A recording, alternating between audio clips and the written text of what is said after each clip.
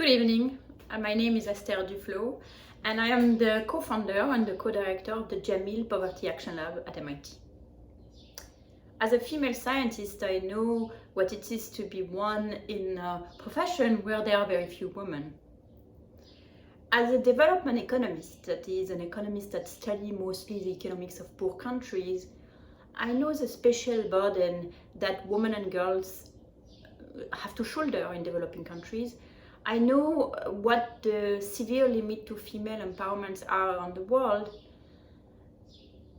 As an experimental economist, I have devoted a part of my career to try to show the impact that empowering these women and girls around the world, in particular in Africa and in India, can have on their own lives and on people around them as well. There are many projects I could talk about, but I thought the most relevant is the ones I happen to be just working on right now. This is a project that was long in coming, but now is the moment where we have the data, and I was just looking and analyzing this data even yesterday. It's also, coincidentally, the project that is perhaps the most relevant and germane to the goal of this wonderful organization, Science for Girls. In this project, we are trying to find out what is the impact of helping women and girls, as well as boys, complete their secondary education. In most countries around the world, at least until the COVID-19 crisis, the question of access to primary education was more or less settled. Absent extreme circumstances, in most countries, everyone goes to schools, boys and girls, at least for some period of time during primary school. Of course, the quality of what they are learning in school remains a question, but the question of access for primary school has mostly been settled. It is not the case for secondary school, particularly the last few years of secondary school. The years from 10 to 12, which are the grades from 10 to 12, which are usually called senior high schools in most countries. And there, now in most countries and international conversation, it's very much become the next frontier. For example, the new Sustainable Development Goals, the objective is to ensure access to free, high quality secondary education as well as primary education. Now, the fundamental problem with this, though, is that unlike primary education, secondary education is expensive because you need high-quality teachers. And it's particularly expensive in countries that are growing fast because the same people who would make wonderful science teachers are the people who would make wonderful employees in science labs. Take India, for example, which has an excellent tech industry, which has a wonderful biotech industry. It's, after all, the pharmaceutical company of the world. In India, someone with a good science education could become a scientist in a lab, or they could become secondary school teachers, and therefore the price for them to become secondary school teacher is very expensive for the budget, and that creates a rat race which you do not find in primary school. And therefore, there is a real legitimate debate between those who say that subsidizing secondary education in a massive way is a policy which is, in a large way, could be regressive because you end up giving subsidies to people who are able to go to secondary school even without the subsidy. So you end up subsidizing the richest. While you don't give it to the poor because there are other barriers to secondary school access, for example, the fact that you have to take a gateway exam to make it into secondary school. So that's in the camp of those who are against the idea of subsidizing secondary education. In the camp of those who are in favor of subsidizing heavily or making it free secondary education, are those who say, look, it has enormous amount of benefits, not only to the person educated themselves, but also to people around them. And the question is really an empirical question, which is, what is the benefits to the person and to others? So along with Michael Kramer, Pascaline Dupas, we have set out on a project, which is really a very long-haul marathon kind project in 2008, where we identified in Ghana several thousand children who had completed junior high school, had taken the difficult exam to qualify to secondary school, but had not be given the chance to go because they didn't have the money. So they weren't able to enroll in the first trimester of secondary school.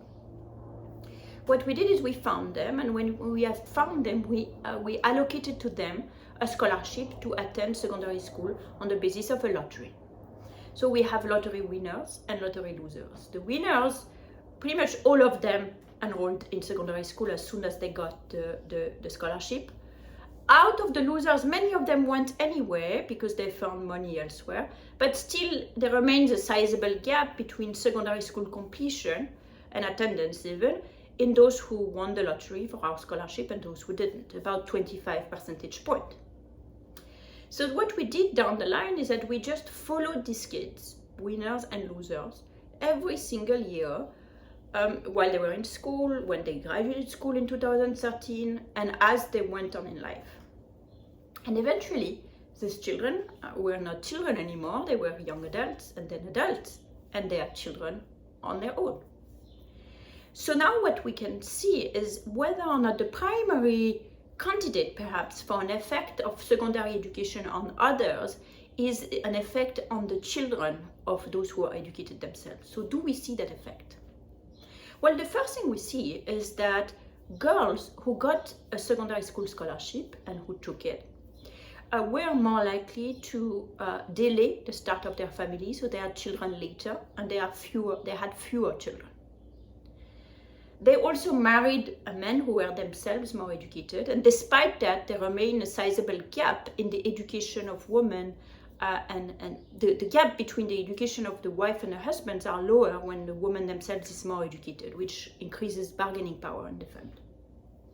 As a result of these different things, not only did they have fewer children, but they also had children who were less likely to die in infancy, which is a very important result. We are finding an effect of a reduction of about 25% in the mortality of children before the age of 5.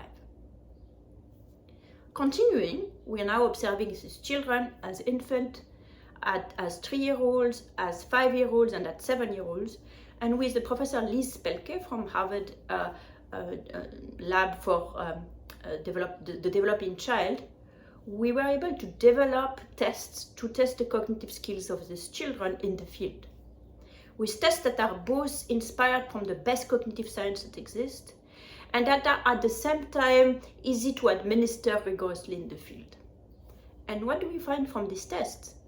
Again, if we focus on the children of a girl who received the scholarships, these children by the age of 5 and even more by the age of 7 have much higher cognitive scores. They do much better on this test that capture a whole range of cognitive capacities. It's not because they are more likely to be in schools, because by now everyone is in school pretty much.